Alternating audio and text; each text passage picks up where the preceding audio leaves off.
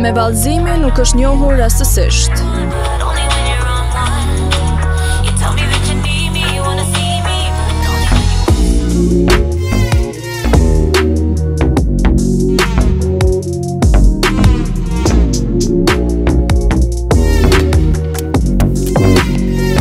Ishte rrjeti social TikTok që i dha një kohje tjetër pasionit të madh që ka për këtë aktivitet.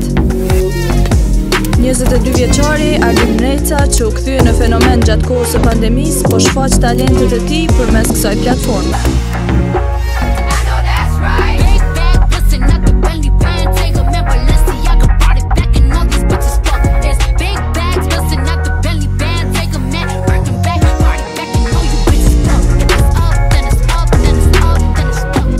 Me vallëzim jo marrë qysh kam qenë kundër, edhe jo marrë më thonë që thonë qysh atëherë edhe kam me një parforme jo vetëm si hobi, po e kam tek si profesion.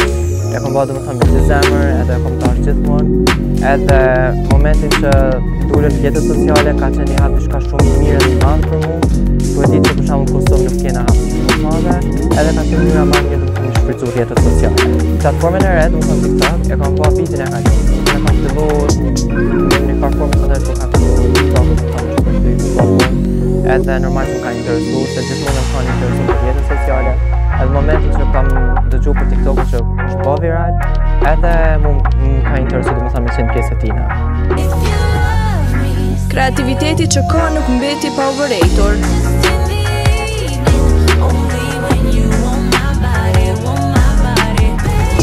Ëndër e bërë realitet, vallëzimi i Arditit u përzgjodh nga Jennifer Lopez për një sfidë TikToku, ku miliona njerëz mësuan lëvizjet e djaloshit nga Gjakova. Ka qenë diçka shumë e madhe për mua, su e di që Jennifer Lopez është idolia, ka inspiruar për gjitha talentet që i ka me të bërë, edhe me arrit deri te fakti që idoli yt e përgjigj vallëzimin tonë, me bë vallëzimin tonë edhe më të përkrahur një performance talentin tonë, është diçka shumë e madhe që do të më thamë shumë për karierën e një artisti, këtë rast për mua më thamë për në Balkan. Kam marrë reagime prima ndryshme, po kuptohet që për mirë. Kam pas një përkrahje shumë të madhe që nuk e kom prit. Do të thonë mena me vallëzim gjithmonë, po ndoshta të cilët ani fokusin do të thonë hapat e jetës së. Edhe ka ardhur ky moment që ndoshta shumica e njerëzve kanë filluar më përkrah, edhe më ajo përkrah që mund nevojitet do të thonë për me nisë një karrierë. Familjet që kanë pas përkrahjen gjithmonë. Çdo lëvizje është mirë e planifikuar e deri te produkti final duhet durim e përkushtim.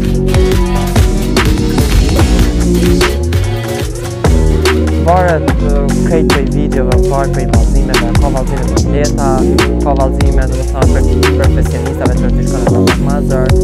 Duhet shumë shpesh të kam ndonjë video që është pak më komplikuar, duhet shumë me bë më slow, domethënë janë ndryshuar shpejtësinë e videos që me kuptu hapa. Ka shumë shpesh shumë vallëtar që bën tutorial, domethënë që është ultimativ për me mësuar vallëzimin, ka aspekte të ndryshme.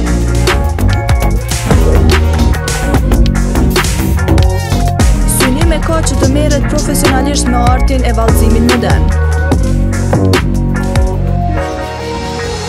Hera parë domethënë që kam dalë është prej një publikit të madh, para një publikit të madh ka qenë shkollën e mesme. Domethënë vitin e parë me njerëz që është organizuar koncerti, normal kam pas dëshirë më marr pjesë në shpreh talentin. Edhe normal kam pas shoqërinë për krah, po kam dashur normal edhe familjen me të më.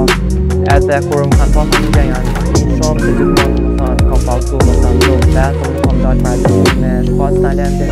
Edhe kur më kanë pasur për herë të parë jam shumë, edhe për atë moment më kanë pasur kemi me pas përkrahjen tonë deri në hapat e fundit.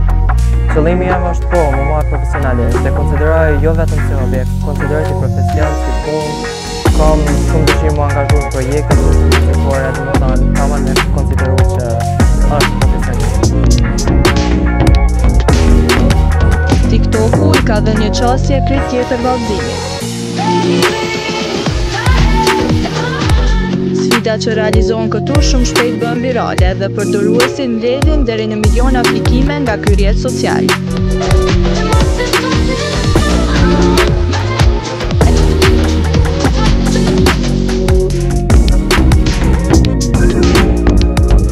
Nga duhet të është fantastike, mënyra që shtej, realizam të vallëzime. A një përmune, bëne vallëzim për të jo?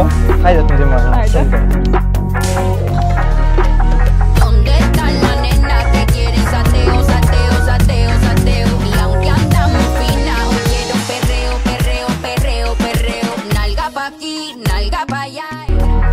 Miq të pasditës, ky ishte Ardit Mrejca, 22 vjeçari nga Gjakova, i cili dhe zbukuroi ditën tonë, por shpresoj që të njëjtën energji ju kemi përcjellë edhe juve.